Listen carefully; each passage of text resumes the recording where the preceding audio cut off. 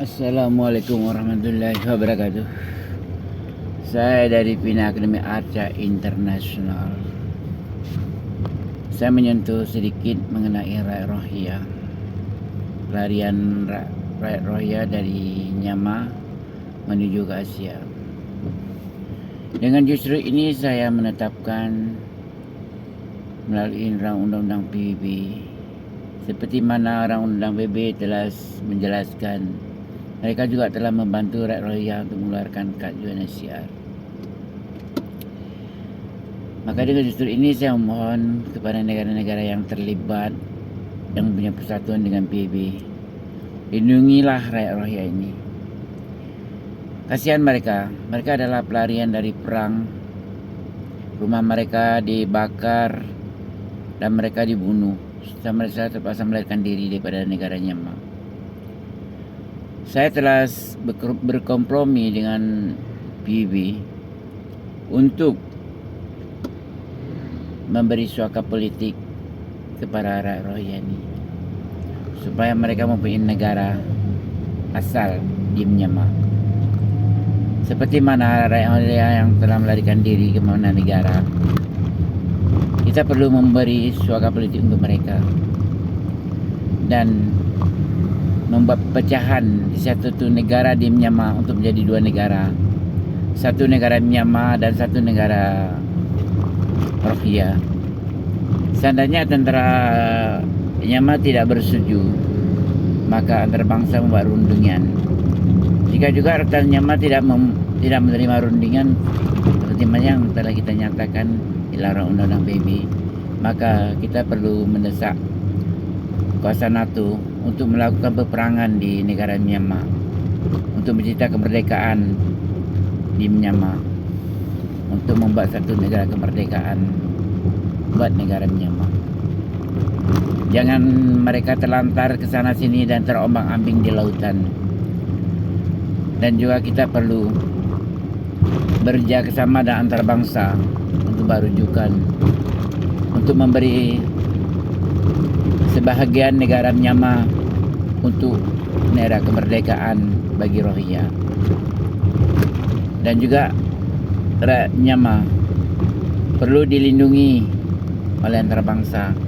Tak kira bangsa dan agama, perlindungan ini adalah penting bagi antarabangsa. Rakyat Rohingya adalah, kita perlu hantar negara ketiga sebelum beredarnya peperangan berlaku di Myanmar. Di Myanmar perlu dibentuk dua negara. Satu negara Myanmar, yang satu lagi negara Rohingya sebagai negara Muslim. Jika tentara Myanmar tidak setuju, maka peperangan perlu kita wujudkan di negara Myanmar untuk menyerang tentara Myanmar yang ilegal, yang menetap di tanah Rohingya. Kita perlu kuatkan ketenteraan, gabungan kesatuan dengan kuasa NATO untuk mencipta negara yang sempurna. Dan kita perlu menjauhin peperangan seperti apa yang berlaku di Israel dan Palestina. Ini kita tidak boleh terima. Sebabkan Israel tidak mematuhi prosedur Undang-Undang PBB. Maka Israel telah banyak melakukan penindasan seperti pelanggaran hak asasi manusia di Palestina. Dan juga apa yang berlaku peperangan seperti Rusia dan Ukraine. Ukraine tidak mau mengikut proseduran Undang-Undang PBB untuk kembali ke meja rundingan. Saya percaya dalam penyelidikan mengenai Ukraine sebenarnya itu adalah tanah Rusia. Maka Ukraine perlu kembali mengikut Undang-Undang Rusia supaya peperangan tidak terlibat dan berlaku di Ukraine, supaya Rusia menghentikan peperangan. Sebenarnya yang berlaku di Israel adalah satu dendam lama yang telah disimpan sehingga merebak ke seluruh dunia. Mereka tidak menghiraukan Undang-Undang PBB dan mereka juga menyerang markas PBB yang telah ditetapkan di mana kawalan di Timur Tengah, maka PBB ada hak untuk melindungi mana negara di dalam undang-undang PBB. Maka dengan justru ini, apa yang berlaku di Israel, kita perlu ambil tindakan. PBB perlu ambil tindakan secara tegas. Penangkapan ke atas Benyamin adalah satu jalan yang terbaik, dan juga penangkapan ke atas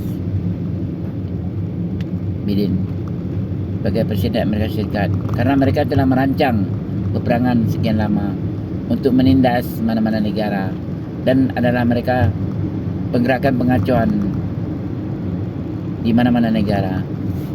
Maka PBB perlu bertindak tegas untuk menghukum dua pemimpin ini yang telah mengacau keamanan dunia. Benyamin Netanyahu perlu dihukum mati mengikut prosedur undang-undang jenayah perang karena pembunuhan secara ilegal tanpa mengikut prosedur perang. Begitu juga Presiden Amerika Serikat. Mereka adalah satu pemimpin yang sangat garang dan menghulur senjata kepada Israel untuk membunuh rakyat-rakyat Palestina. Maka dengan usul ini saya telah menyatakan satu kemerdekaan yang kita nyatakan pada dunia, Palestina tetap merdeka, dan juga seperti mana rakyat-rakyat Israel perlu tunduk kepada Palestin dan kembali kepada negara Palestin, dan bendera Israel perlu diturunkan. Kita perlu hapuskan di peta dunia sebagai negara Israel. Itu adalah satu jalan yang terbaik, karena mengikut fakta sejarah asal, Israel tidak mempunyai tanah yang asal di Yerusalem. Seperti mana yang telah saya membuat penyelidikan secara purata, tanah yang diduduki Israel pada zaman dahulu kala itu adalah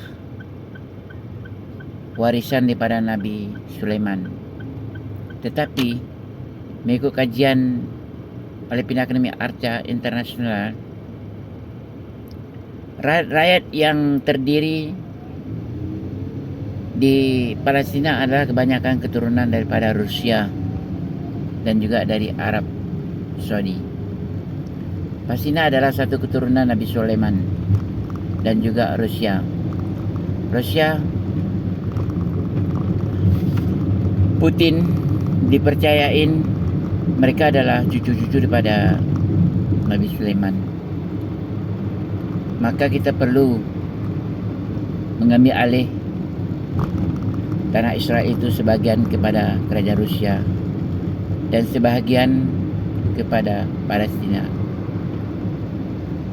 supaya mereka hidup aman dan tentram tanpa ada gangguan yang ilegal dari pihak-pihak yang tidak kita sukai.